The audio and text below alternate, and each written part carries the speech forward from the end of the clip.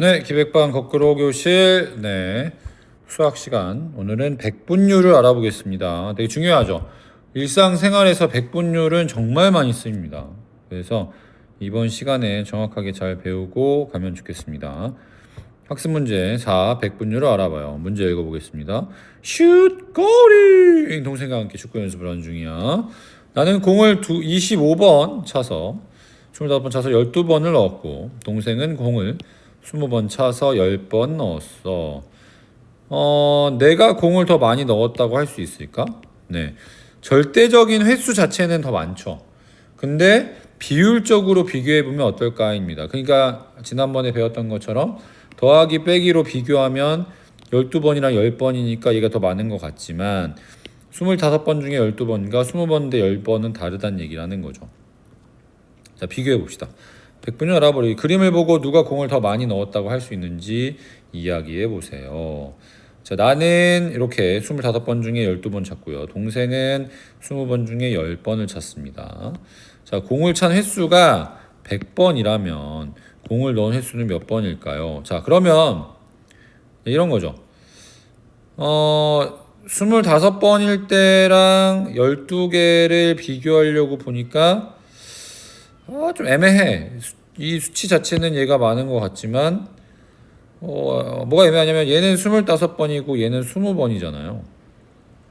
그러니까 이게 조금 애매한 거죠.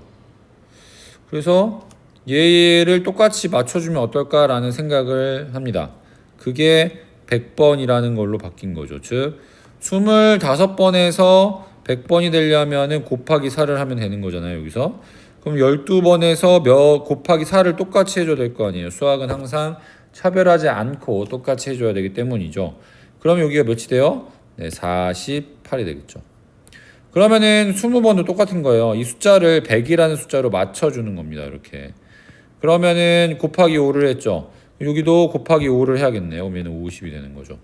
그러면은 얘 해석을 어떻게 해요? 얘는 100번 중에 48번을 한 거고요. 얘는 100번 중에 50번을 한 겁니다. 그럼 누구의 성공률이 더 큰가요? 네, 동생이죠. 그러면은 내가 잘한 것 같았지만 결론적으로는 동생이 더 잘한 겁니다. 성공률을 비교하는 방법은 뭐냐면 네, 그러니까 기준량을 같게 해주는 거죠. 같게 한 후 비교한다. 그러니까 기준량이 25랑 20이랑 숫자가 다르니까 비교가 안 되잖아요. 그러니까 기준량을 100이랑 100이라는 걸로 똑같이 통일시켜 놓고 비교한다는 얘기를 하는 겁니다. 네, 됐죠? 성공률이라는 거는 이 율자가 비율이라고 있잖아요. 비율. 전체 공을 찬 횟수에 대한 전체 공분의 공을 넣은 횟수의 비율이니까 넣은 거. 이게 성공률인 거죠. 자, 그래서 이제 정리를 합니다. 기준량 100으로 할 때 비율을 백분율이라고 한다. 백분율은 기호 %를 사용하여 나타낸다. 비율 100분의 48은 48%라고 쓰고 48%라고 읽습니다.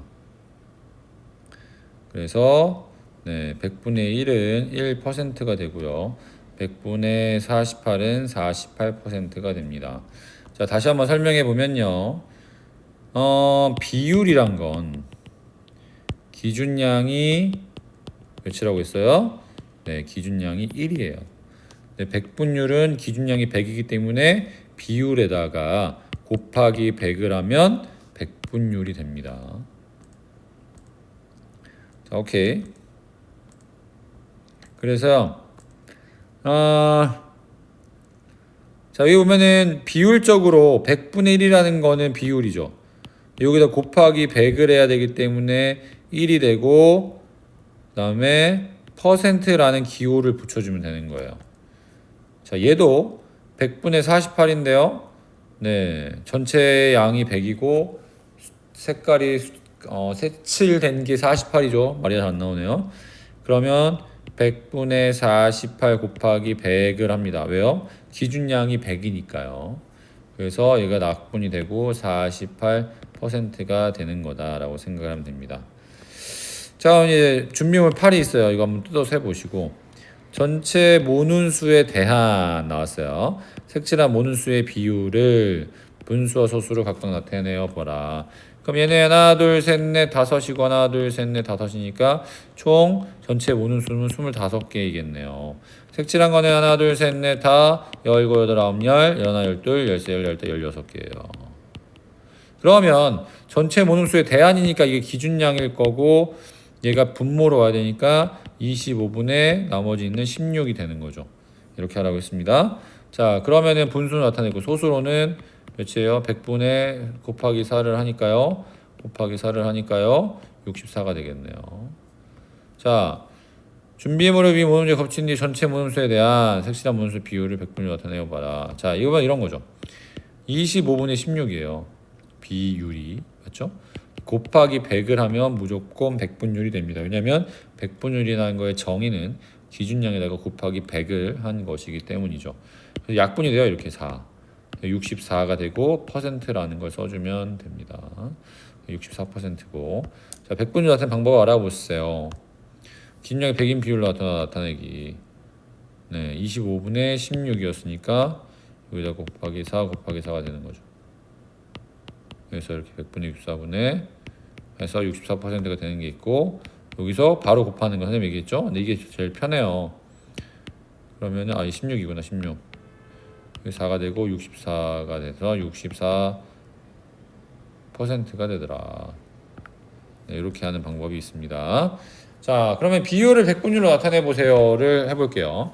자, 어떻게 하라고 했어요? 비율에다 곱하기 100을 하면 100분율이 된다고 했습니다. 기준량 자체가 바뀌어야 되는 거기 때문인 거죠. 왜냐면 사람들은 100점 만점을 좋아합니다. 비교하기가 쉽기 때문인 거죠. 그래서 우리는 100분율이 있는 거예요. 자, 얘는 50분의 15 곱하기 100을 하면 됩니다. 그럼 나누기 2가 될 거고요. 30%가 되겠네요. 얘는 곱하기 100을 하니까 42%가 될 거고 얘는 곱하기 100을 하니까 70%가 될 거고요. 얘는 20분의 13 곱하기 100을 하니까 약분이 돼서 65%가 될 겁니다. 이렇게 이제 하면은 되겠습니다. 이거 네. 비율에다가 곱하기 100을 하면 기준량이 되는구나. 100분율이 되는구나 라는 걸 꼭 기억하시면 돼요. 네, 고생